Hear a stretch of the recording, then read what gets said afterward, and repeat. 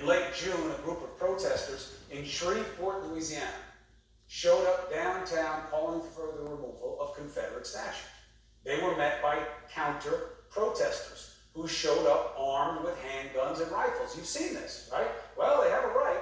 They have a right. They were accused of trying to intimidate the peaceful crowd. But everybody says, but they had a right. They had a right. Second Amendment. Well, then why is everybody so upset about what happened next? It's become an important part of the national conversation. Members of a black gun club showed up on the scene with their own firearms and a message of their own. I don't see the president cheering the armed black protesters on his Twitter feed, do you? I wonder why not. Why did he cheer the other ones? They're some good people. The governor should listen to them. Why isn't he making that appeal for the black people who are good people, who are scared? I see a need for all of us to learn more about the motivation for movements like this. What makes someone so scared that they feel they have the need to defend themselves and others with a firearm in America in 2020? Let's get after it with Nikki Daniels Jr. Next.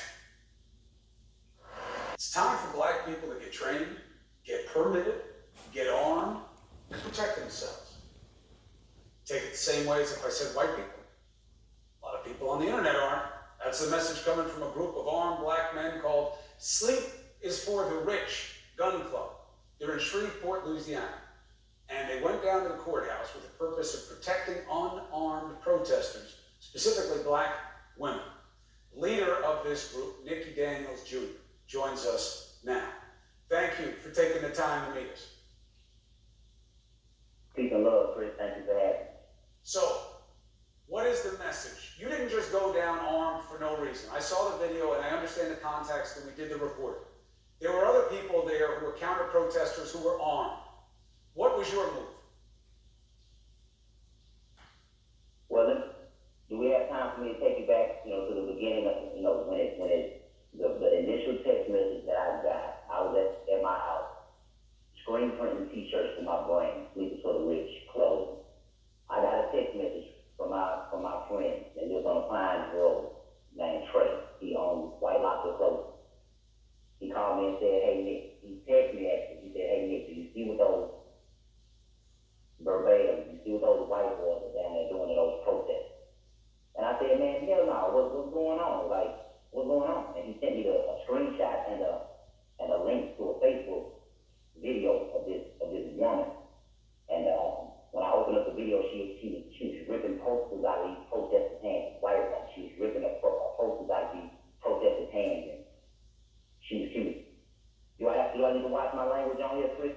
Yeah, watch it a little bit. All right, well, she kept saying N-word, N-word, N-word. You know what I'm saying? We get it. Yeah, got you. This is everything that I was seeing in the video that my friend Trey with White Locker Affair sent. So when I saw that, I immediately called him on the phone, and we said what we needed to say. We got all the artillery, man, and we went down there. And, so what do you say when people see this? You had good motives. You wanted to keep it safe. You didn't want to shoot anybody. And they say, oh, these black guys are scary, coming down with guns. You see? This is what it's all about. They want to come down here. They want a race war. What do you say? No, you gotta understand, we didn't just grab the guns just to grab them. We grabbed the guns because we thought that those Confederate guys, they had guns on the sidewalk. And it's one thing to be shouting in somebody's face, yelling out obscenity, telling, I saw one man, one of the Confederate men telling another one of the peaceful protesters to perform a sexual act on him, like I said before, the other young lady, the other white lady with the Confederate, she ripped a poster out of somebody's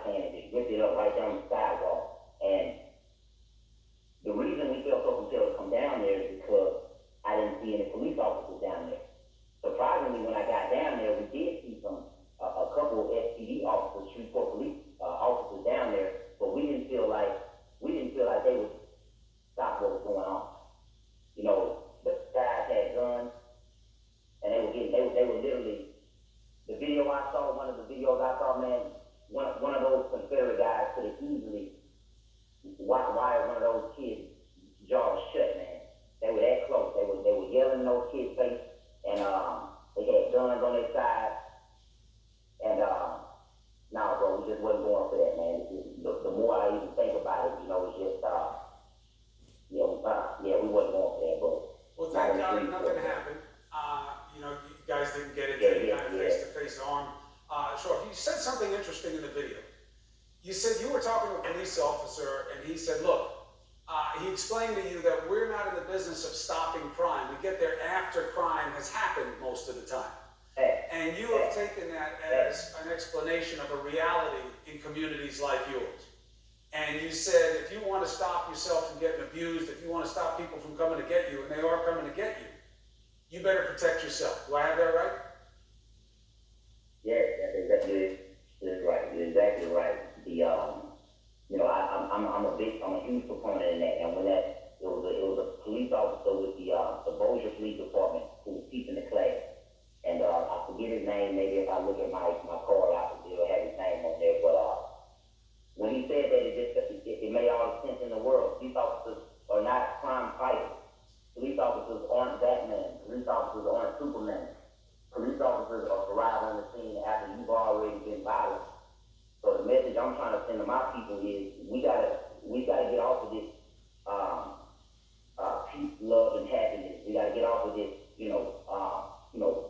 my God is gonna protect me. No, God gave us guns. God gave us sense. You know, God gave us pride in ourselves to have enough love for ourselves and our families and our businesses to not want somebody to come and mess over us easy. You know, you see what I'm saying? Like you should want to be able to protect yourself. I tell my little partners down here in Shreveport all the time. Don't carry a gun with the thought in your mind that you're a gangster, man. Carry a gun as if that gun is a sword. And every king carried a sword back in the day. And that's what I tell boys. That's why I build that's what this whole Louisiana Kings movement is about. I'm trying to show boys you gotta carry yourself in a royal fashion. That's one of the 48 laws of power. Shout out to Robert Greene. Robert Greene, he said that you have to carry yourself in a royal fashion to be seen in a royal fashion. Well, I just wanted to give people a chance, because this is blowing up all over the place. And there are other, there are videos elsewhere in the country, and people want to, typecast it as, oh, the Black Panthers are back, or this or that. I wanted people to hear it from you, what it was about, and how it was instigated, and what your aims and purposes are, so people can keep the facts straight. And I also want to stay in touch with what your experience is going forward, and you have a line to us whenever you want about what's going on, so we can report it accurately, all right? Definitely, man. You gotta make sure you stay tapped in, man, because you said that monument, that Confederate monument, has 90 days to come down. It has 90 days to come down, so CNN, y'all might want to stay locked in to that, because it's gonna be a monumental occasion, man. We'll stay on. It's about what's right, and it's about justice and fairness under law. And I know that, you said it on the video. Everybody should be respecting the blood, respecting the law, and respecting what runs through the blood of this country as well. Nicky Daniels Jr.,